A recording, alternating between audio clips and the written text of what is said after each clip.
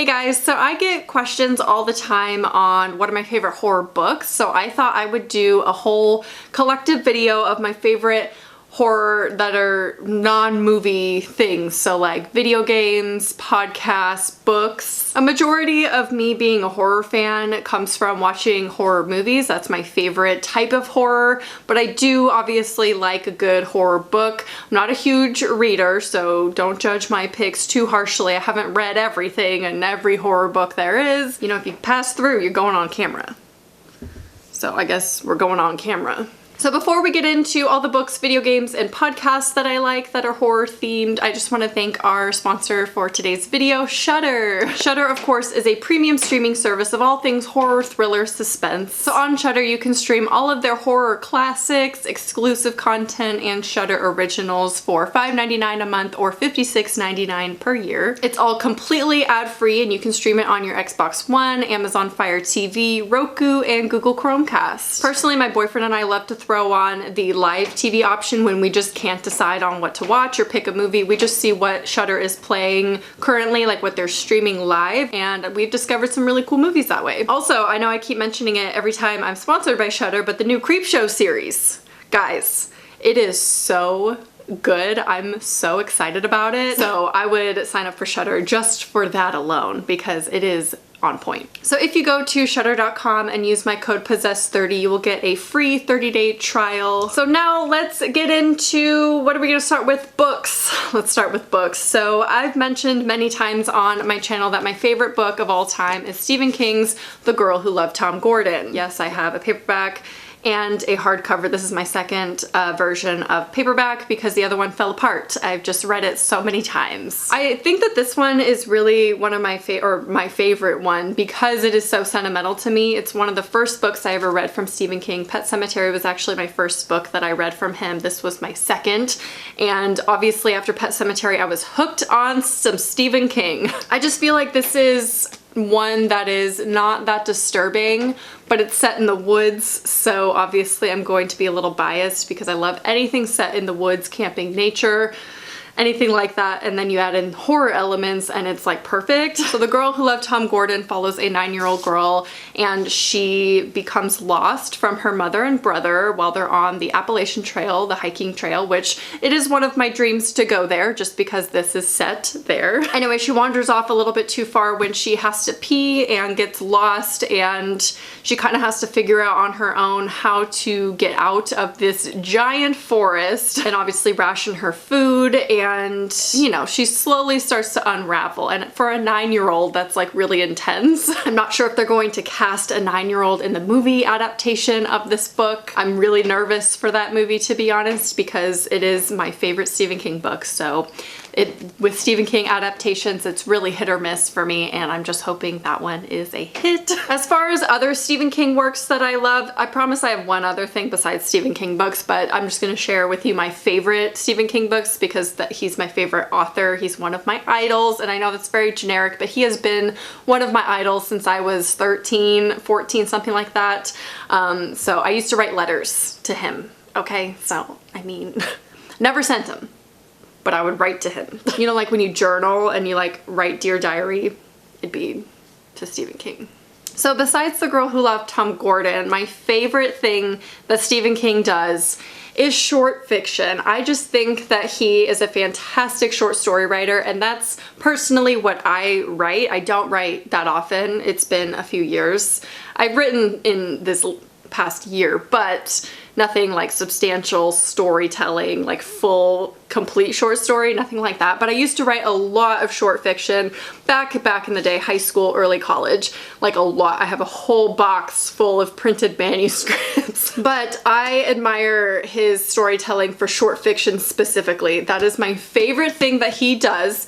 And so my favorite out of the collection that I have, Night Shift collection and Everything's Eventual, this isn't my original copy of Night Shift, but I bought this duplicate because of the cover. Is just so freaking cool. These have my favorite stories that he's ever written, were these two short stories. So if you're gonna start with any Stephen King short collection, definitely Everything's Eventual or Night Shift. Also, we have Nightmares and Dreamscapes, Full Dark, No Stars, and Just After Sunset. But short horror is just my favorite thing to read when I do read. Oh, also, besides horror, I also read YA.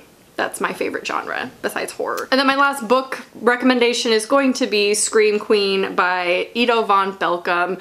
This is one that I picked up in a library by the ocean, not a library, a bookstore by the ocean when I went on a trip with my friend back in the day, late teens maybe I was, you know, over 10 years ago. I've read it a couple times. It's just one of my favorite go-tos. It's so cheesy and it's so good. I don't know how to explain it, but it's such an easy read that is just a really good story. So highly recommend. It is cheesy though. You have been warned. Now let's move on to podcasts. So I'm very passionate about one particular podcast. I recently got to go see them live and it was incredible, and that is the No Sleep podcast. They are my favorite horror podcast. Hands down. I've been listening for 5+ years. It feels like home to me. Like it's just such a comfort to listen to them because I listen to it every single night before bed, and then I listen to it every time I'm driving a longer distance than 30 minutes. The No Sleep podcast is short horror that is being read, and they have really amazing voice actors and narrators, and they have a great composer to do the music and the sound effects. So it is just such a well done, like highly produced horror podcast that is like telling horror stories. I think it is just so good. So yeah, I got to see them live in San Francisco last week. Well, by the time this video goes up, it would have been 2 weeks ago. And they are just so good live. I didn't know what to expect watching a like horror story podcast being live, but it was so good. No Sleep is the only horror podcast I ever listened to in the past like 5 years, except this year I have recently discovered a new podcast that I really, really love. I listened to it on the plane every time I flew this year, and that is Haunted Places podcast. So this one is really unique because it tells stories of true events, but it is told through fiction. So it's kind of like a base story that's being told by this narrator. Like it's a true story, but it's being told as if we were there, and obviously we weren't, so it is embellished with fiction storytelling, if that makes sense. So it's like you're listening to a story, but it's all based in reality. It's a really cool way to like hear stories about places, like haunted buildings and things all over the world. They don't just do like the US, it's just everywhere all over the world, and it's really, really cool. So lastly, we're gonna get into video games. Now, I'm not a gamer, so I don't know if that's a surprise or not, but I love a good horror video game. And I have to say my boyfriend facilitates this list because I don't play video games, but I am obsessed with watching video games. Anyone else have always enjoyed watching people play video games and never playing yourself? I have played some of these video games. I'm just not good at it. I'm not a fast learner. I can't get the controller right, and even PC. Maybe I should get into like Twitch streamers and just watch streamers play the games that I want him to play, but he like isn't in the mood. Anyway, so I'll tell you my favorite horror games that we've played together. Some I have played. We loved Amnesia: The Dark Descent. That was one that we played back in like 2015, I think. And then we tried playing A Machine for Pigs, and it just ran really slow on my computer, so I really liked what we did play of it. I obviously love Dead by Daylight. That's one of my favorite ones to watch, especially around Halloween time. It just gets me so in the mood for spooky time and Halloween and fall. That is definitely one that I want to look into certain streamers that play it. If you have any recommendations, please let me know. Resident Evil 7 is one that we recently completed, and that was amazing. But my favorite horror video game of all time that I actually played some of, because there's no combat, there's really nothing going on to it except moving forward, backwards, and sideways.